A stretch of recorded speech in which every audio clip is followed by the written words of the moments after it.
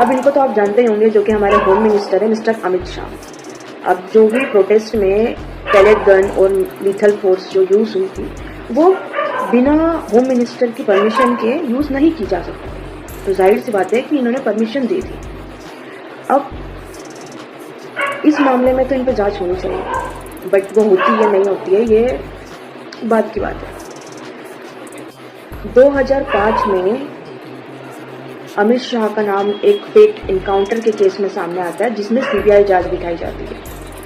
अब जांच होने के बाद सीबीआई इन्हें गिरफ्तार भी करती है और कोर्ट से इनको गुजरात के बाहर रहने का आदेश दिया जाता है। अब जब कोर्ट की सुनवाई होने वाली होती है और जो जजिंग कर रहे होते हैं, वो अमित शाह के ऑप्शन पे एक क्वेश्चन करते हैं, तो उनका ट्रांसफर कर दिया जाता है।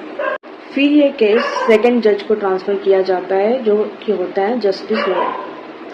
अब जब सुनवाई का दिन होता है, तब अमित शाह जो होते हैं वो अब्सेंट होते हैं, तो वो उनकी अब्सेंट पे क्वेश्चन करते हैं और अगली सुनवाई जो होती है वो 15 दिसंबर की तय करते हैं। पर उससे पहले ही 1 दिसंबर को उनकी मौत हो जाती है। अब जो मौत का कारण होता है वो हार्ट अटैक बताया जाता है। बट ये अजीब सी बात नहीं है कि 15 दिसंबर को जजिंग करने वाले होते हैं और 1 दिसंबर को उनकी मौत हो जाती है। अब इसका तो क्योंकि उनको हार्ट अटैक घोषित कर दिया जाता है, तो फिर उसका कुछ नहीं कर सकते थे, तो उन पे उस पर कोई जांच नहीं होती है, लेकिन फिर भी एक शक तो रहता ही है। फिर एक नेक्स्ट जज को ये केस ट्रांसफर किया जाता है और वो जो जज होते हैं वो अमित शाह को बाइज्जत बरी कर देते हैं।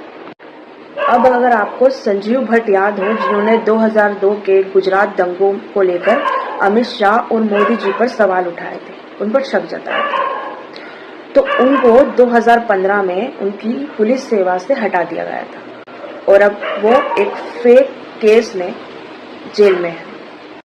अब इतनी सारी चीजें इत्तेफाक नहीं हो सकती। और अभी की अगर मैं बात बताऊं, तो अमित शाह का एक स्टेटमेंट अभी बहुत ज्यादा वायरल है, जो कि उसमें वो कहते नजर आते हैं कि जो गाय होती है, जो हमारी गाय माता होती है, वो जब तक दूध देती है, जब तक उनके दूध का उपयोग करो, और जब वो दूध देना बंद कर देती है और मर जाती है, तब उनके जो चमड़े होते हैं, उनके चमड़े को जो जूते बनाने वाली फैक्ट्रियां होती है उनको सेल करो, तो हमें प्रॉफिट होगा। पशु को जब हम सर्कुलरिटी का नाम देते हैं डेयरी क्षेत्र में, तो पशु के चमड़े और हड्डियों तक के उपयोग की सर्कुलरिटी को एक्सप्लोर करना चाहिए। चमड़े को प्रोसेस कर